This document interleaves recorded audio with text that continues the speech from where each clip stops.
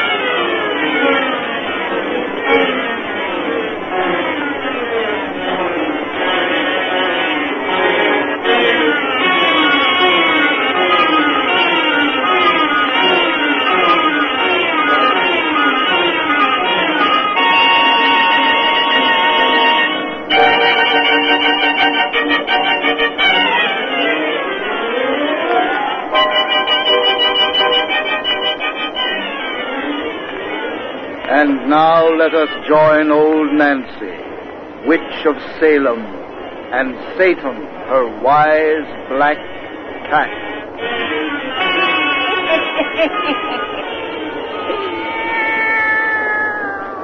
110-year-old I be today. Yes, sir.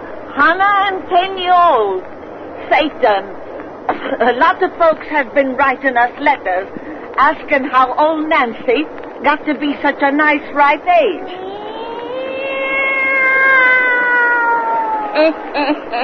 You said it, Satan. The whole answer to that question is that we knows magic charm. I wears a iron ring to keep away rheumatics. There's always an onion hanging over my door to drive off chills and fevers. And round my neck I wears a potent talisman made during the increase of the moon, which protects me from all accidents. A body who takes care of her health with powerful spells like them is bound to reach 118 years, like I just turned today. That's right, Satan. Another reason for me living so long is that I never tells a lie, which proves there's no truth in the saying that the good dies young. Well, we got another cheerful little bedtime story for you now. If you'll just turn out them lights and make it nice and dark. That's it. Now, draw up to the fire and gaze into the embers. Gaze into them deep, and soon you'll see 4 people at the door of a fine big house. Soon you'll learn about the hairy monster. That's our tale for tonight. The hairy monster.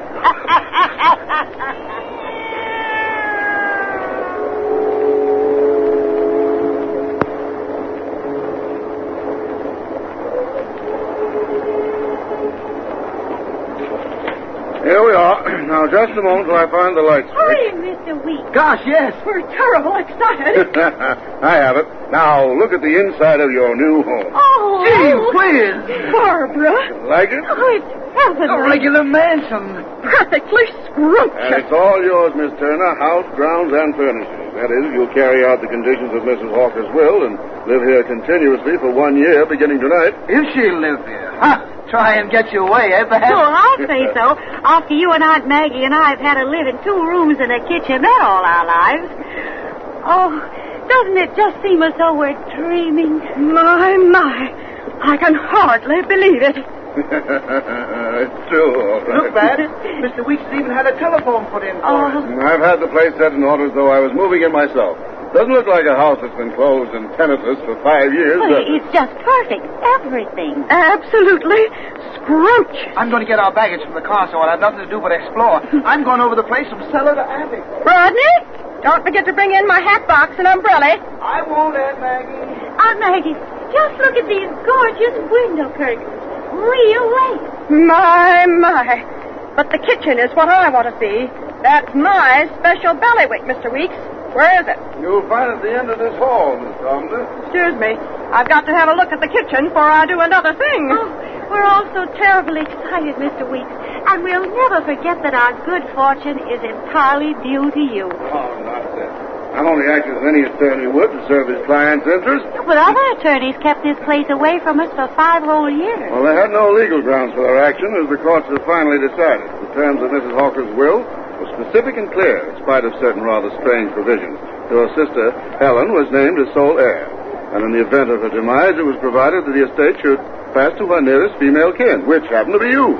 At your sister's untimely death, the executors should have placed you in immediate possession. Now, to continue in possession, I simply have to fulfill the terms originally imposed upon my sister. That's all. You reside in this house for a period of 1 year, during which time you will sleep in the master bedroom upstairs, which was formerly occupied by Mrs. Hawker.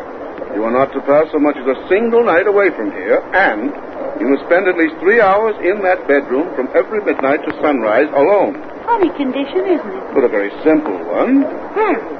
If poor Helen hadn't been killed in that auto accident the day of Mrs. Hawker's funeral, she would have found it as easy to fulfill as I shall. Now she's dead.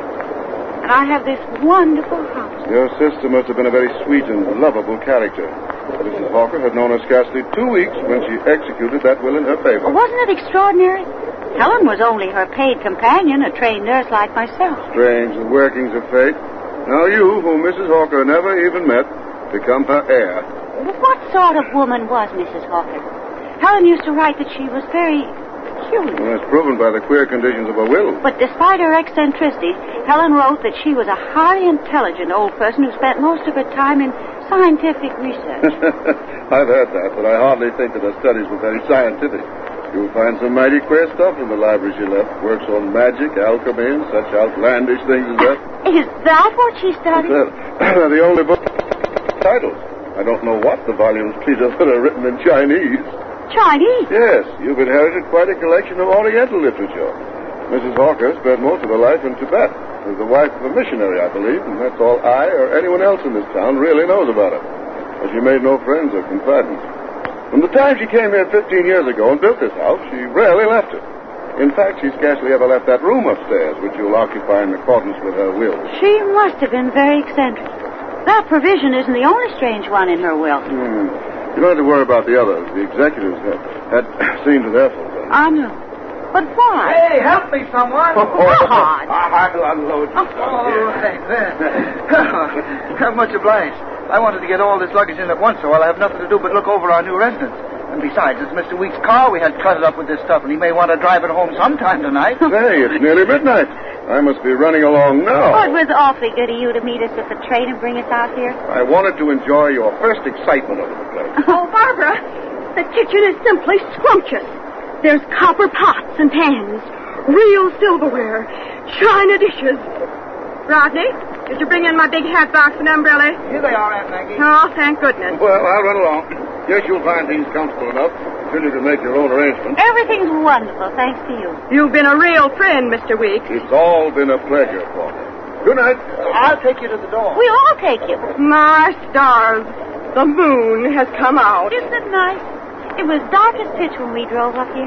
Mr. Weeks, what's that little white building back there? Our garage? No, son, that's Mrs. Hawker's tomb. Oh, the mausoleum you told me she had built. Yes. That's the one thing I ain't going to like about this place. That tomb. Well, we'll have to get used to it. One of the provisions in her will is that it is never to be removed. That's right. Well, I must be going. Good night. Good night, Mr. Weeks. Good night, sir. Good night. And thanks 1,000 times. Oh, that's all right. Good luck to you all. Let's get back in, Babs. I'm just crazy to explore the place. Oh, so am I. And I can hardly realize it's really ours. I don't like that grave in the backyard. Aunt Maggie, you knew that tomb was there before we came. I didn't know it was so near the house. It ain't right for the dead and living to be so close to one another. Oh, how silly. Come inside and stop gazing at it. All right. Shut that door, Rodney, and lock it tight.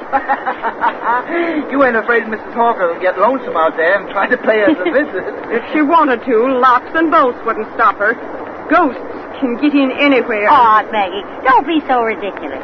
Here, Rod, let's take this luggage up to our bedrooms before we do anything else. You two keep away from them bedrooms till I look them over. What for? What for? Ain't I been keeping house for you two orphans almost all your life? I'm going up and see the beds are made up proper with clean sheets and all. All right, Aunt Maggie. Arrange things to suit yourself. But I'm asleep in the East Wing room, you know. I ain't forgetting. Here, I'll take my big hat box and umbrella. You can bring the rest of that truck up later. Okay, Aunt Maggie. She would insist on going up there to fix things just as if we were a couple of kids. Have you found the bedroom lights, Aunt Maggie? Yes, Barbara. This here East room of yours is front. I knew it would be. Oh, Rodney, isn't it wonderful to know all this belongs to us, that we're going to live in this house? You've got to live here for a year. As though that could be anything but pleasure.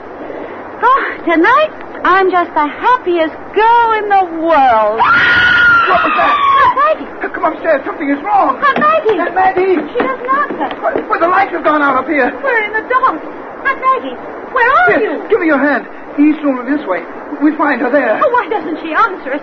What made her scream? Oh, The lights have gone on again. there she is, in that room. On the floor. Aunt Maggie. Well, Aunt Maggie, speak to me. She doesn't move. She's fainted. Look at her eyes, Rod. They're staring at the ceiling, just like she was scared of something. What? I don't know. She's not breathing. Her heart isn't beating. Rod! She's dead.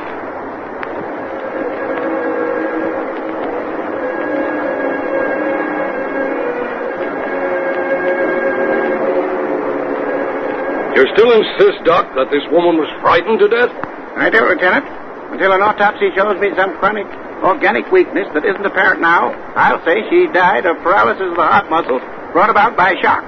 The expression of her face and eyes indicate that shock was caused by sheer stark terror. But what could have frightened her? There was nothing here to do it. You two entered this room almost immediately after she screamed? Yes, and the room was just like you see it now. Well, she couldn't have been frightened by anything seen through these windows. Shutters are closed, shades drawn. You're positive every door and window in this house is locked on the inside, Ryan? Yes, sir. Absolutely positive. Yet you found no one hiding in the place. No, sir. We've searched every corner. You're sure neither of you touched anything after you found your aunt? No, sir. Not even the front door, which was locked until you got here. We just phoned for you police and then sat down until you came. If that woman died of fright, then she must have been scared by her own imagination. Oh, that's impossible. She wasn't that kind. It's the only explanation that is possible, miss. When the coroner here first gave us his theory of her death, I suspected a tramp or burglar had surprised her. But we've proved that no one has gotten in or out of the place and that nobody's here now except ourselves. Someone must have turned those lights on. Yeah, and turn them on again. No, that was caused by defective wiring, maybe. I'll have the electric company look into that just to check. This is a coroner's case, not a police matter, boys. Come on, let's go. Lieutenant, sir. Yes, Ryan? You mind putting me on duty inside this house for a couple of days, maybe? What for? The case is closed. I kind of got a notion that it ain't. What do you mean? I've just kind of got a notion.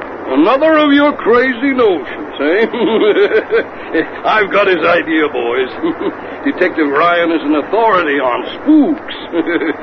There's an explanation for us.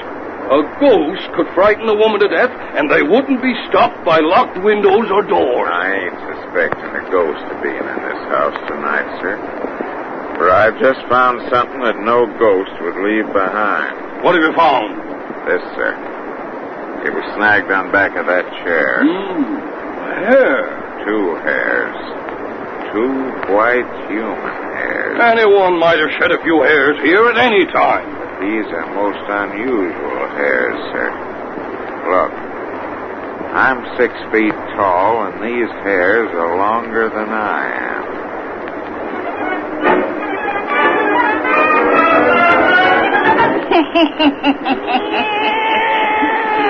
Well, that's just the beginning of this dirty story, Satan. You folks come see me next time I has a birthday, and I'll let you know what sort of critter them 6-foot hairs belong to.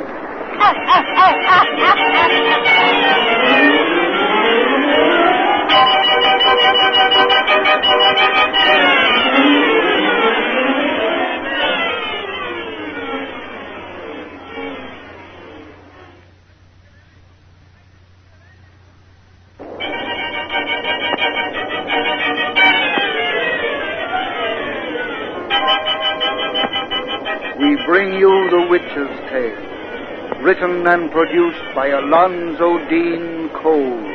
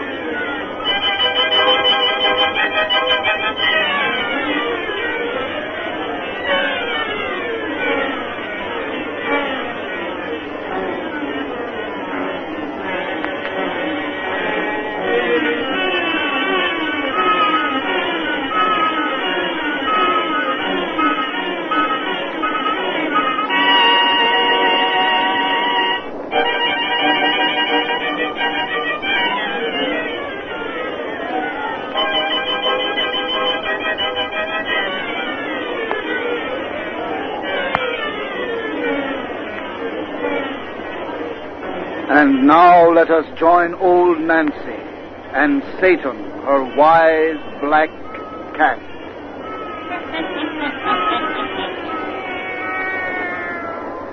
Hannah am 12-year-old I be today. Yes, sir. Hannah am 12-year-old. And now, if everybody just douse out their lights, we'll spin the finish of that 30 yarn we begun the last time you was here. Why'd we leave off, Satan? Oh, yes.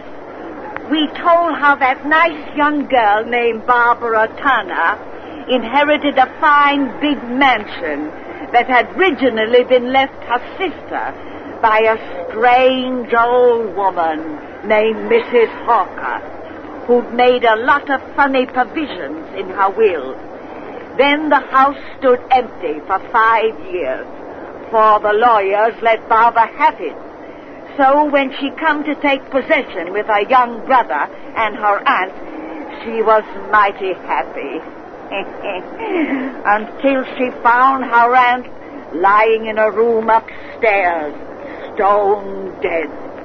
The police doctor said she'd been frightened to death. And then a young detective found 2 human hairs beside her. 2 white human hairs that was over 6 feet long. Now draw up to the fire and gaze into them embers.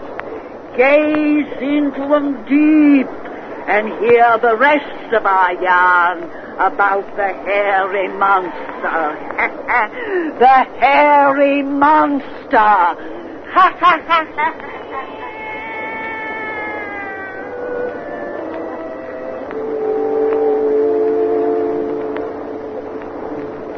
It's almost 1 o'clock, Mr. Ryan.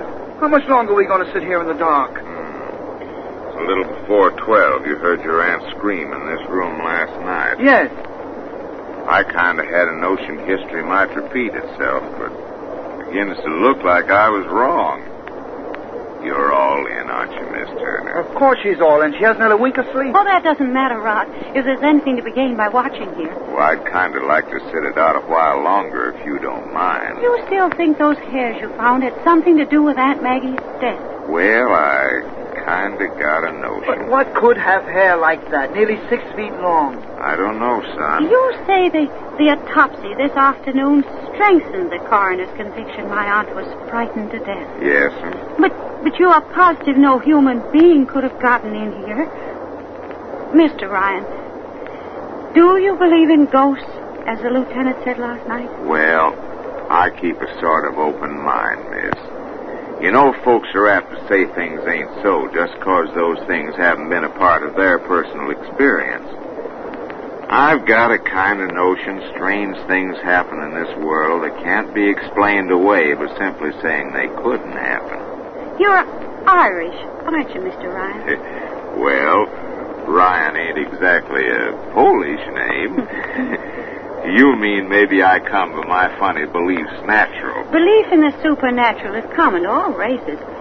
Only the Irish seem to have a deeper insight into mysteries, and, well, only the Scotch can compete with them when it comes to having notions. Yes, and my mother was Scotch. Is that so? I'm Scotch-Irish, too. Well, you know, I kind of had a notion. Yes, sir. The moment I looked at you, I said to myself, now there's too nice a girl to be anything. Say, if but anything's Scotch. going to happen in this room, when is it going to begin? Just wait a little longer, son. Yes, sir, Miss Turner. You're the type of girl who... Say, you're not engaged or going with anyone steady, are you? You know, according to Mrs. Hawker's will, my sister has to stay in this room at least 3 hours every night alone. Oh, I don't care anything about that, Rod. After what's happened, I hate this house. Funny conditions in that will you, Mrs. Hawkers, you told me about. Awful funny. Come on, son. Let you and me leave your sister alone in here. Not if you think anything may happen. It won't. That was just a bum notion. Here, now switch on these lights. Now leave them burning the rest of the night, miss. I think you'll sleep better. I'd rather you and Rod would stay here with me, Mr. Rod. I'm not afraid, but I'm too upset to sleep. No, I'm not. I'm tired, and I'm going to bed. Come on, son. If my sister don't want to be left here alone, She'll like it don't when she have gets to. used to it. Come on. Hey, let go of my arms. What do you Come think? on. Don't do that. Mr. Ryan. Good night. Say, are you crazy? Shut up. I will not. You can't so real first. I want to keep my hand over your mouth so you nod your head. You keep your face closed. You keep quiet? All right. What's the idea? I just got a notion something might happen in that room quicker if so many people weren't hanging around. You mean that... I don't know. We ain't going to move 2 feet from your sister's door if we have to stay here all night. Now come back here. What's that crack of light under the door? If it goes out or your sister yells, we throw ourselves into that room double quick. 1 o'clock. What's your reason for all this? There ain't no reason. I just kind of got...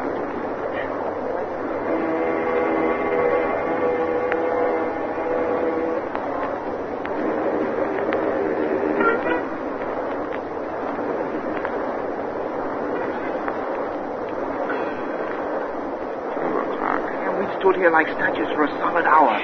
My legs are cramped. Rub 'em. Your sister's asleep. Hear her breathing. She breathes nice and is soft like. Say, if you're expecting a ghost, they don't come round till after midnight. Ghosts don't leave human hair behind. Oh, I think this waiting is all in the bunk. Nothing was in that room last night, and nothing could get in there now with us here in front of the only door. The light just went out under the door. Yes. Come on, let's go. Look, by the bed. Good God. Something covered with hair. Yes. Long white hair. Help! I can't breathe. Quick, your gun. Hold that flashlight on it. It's a hairy monster. You missed. Shoot again. I hit it, but it doesn't drop. Oh, it's coming toward me. Bullets don't seem to kill it. Something unnatural dead. Shoot again. My gun's empty. I'll grab it. No, don't touch it. Don't let it touch you. It's going through the wall. There's a false panel, a secret passage there. Give me that flashlight. I'm going up. No, don't go in that darkness alone. He's gone down those stairs, inside the wall. Come on after him. It'll kill him. Babs, come back. It'll kill us all. Mr. Ryan. Mr. Ryan. Babs, I'll go with you. Babs. There's Mr. Ryan's flashlight up ahead. Come on. That thing, that hairy thing has got away. Where does this passage lead to? I don't know. Look out. Here's more stairs going up. Mr. Ryan, are you safe? It didn't hurt you? No. I'm all right. The thing has disappeared. What was it? It wasn't human, covered with that matted hair, and it smelled of mold and earth and death. No. Tried to smother me in my Here, sleep. Miss Turner, pull yourself together. I don't know what it was we saw and followed. But here's where I lost it. Here at the end of this secret passage. This is the end. Where are we? I've got a kind of notion we're in Mrs. Hawker's tomb.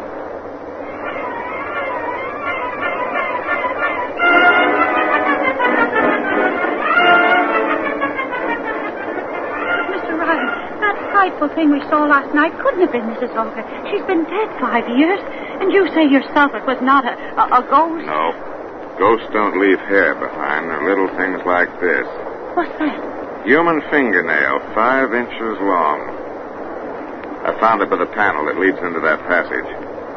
I've read that nails grow out about 1 inch each year. And like hair sometimes, they keep on growing after death. You mean... But last night we saw the dead who's still alive. A vampire? No, a vampire drains your blood. Mrs. Hawker came last night to steal your body. It's when she was placed in this tomb 5 years ago, she had everything arranged to steal your sister. I don't know what you're talking about. I've done some funny reading, as I told you, Miss Turner. In Tibet, where Mrs. Hawker used to live, there's magicians who know how to suspend all animation of their organs and to live like the dead for almost any time they want. They also know how to kill another human being by smothering its breath, and how to set up their own spirit inside the stolen flesh. Mrs. Hawker knew all about the magicians of Tibet. If this incredible thing can be true, that explains those conditions in her will. Yep, that her heir occupy that room with a secret passage leading to this mausoleum. She'd been cheated of your sister and had waited 5 years when you arrived. She was over-anxious to claim your life that she might live again. So she entered that room without caution, and your aunt saw her awful figure in the moonlight. Last night she waited. Careful. But the lights, what made them go out? Master switch inside the passage. She built this house herself, you know. And among the queer conditions in her will was one that the slab above her tomb should be made so it might be lifted by a lever inside her coffin. Another stipulation was that she shouldn't be embalmed. And those instructions were carried out. Uh-huh. Yeah, but why didn't your bullets kill her last night if she's really living? They say you're a champion pistol shot, and yet we couldn't find a drop of She blood. hasn't any blood, son. Her body is just a dried-up husk held together by a evil spirit. That husk must be destroyed entirely, all at once. That's why I'm having those lamps put up inside the mausoleum. Those huge sun ray lamps? Yes, the sun that preserves life is the destroyer of the dead. That's why she can only leave her tomb in darkness. It's night now.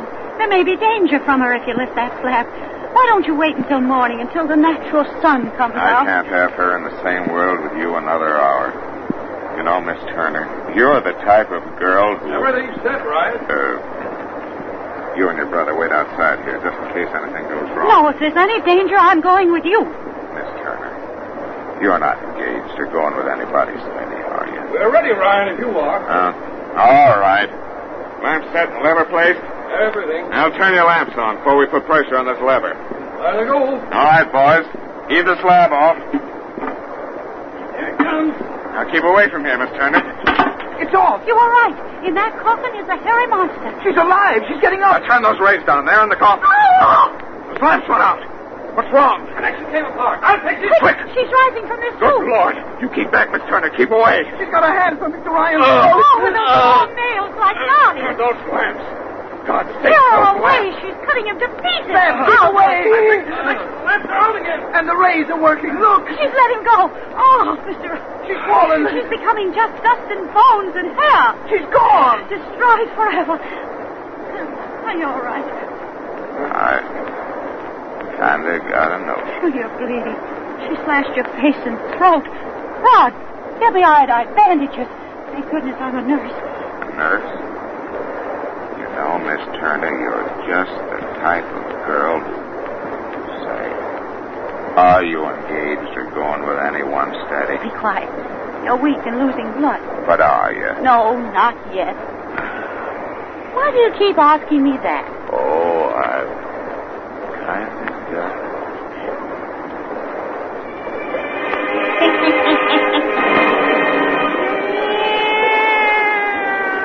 Well, that's the end of that then, Satan. And if it didn't curl your hair, it should at least make it kind of wavy. Well, Satan and me's got business to tend to now. Important business, Satan. Near midnight, Satan.